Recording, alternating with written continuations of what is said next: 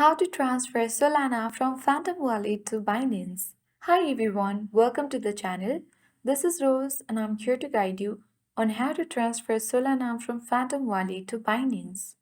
Watch the video till the end, and without further ado, let's dive right into the video. Launch Binance app on your device. Make sure to log in to your account.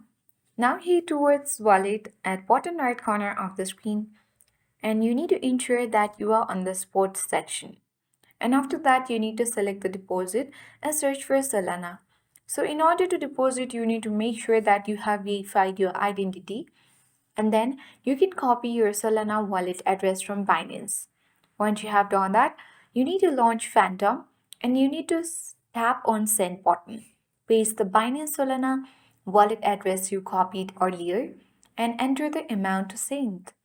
And after that, you need to confirm the transaction. And after that, you can successfully transfer Solana from your Phantom wallet to Binance. I hope this guide was helpful. If it was, then do like, share, comment, and don't forget to subscribe. Thank you for watching and see you in the next video.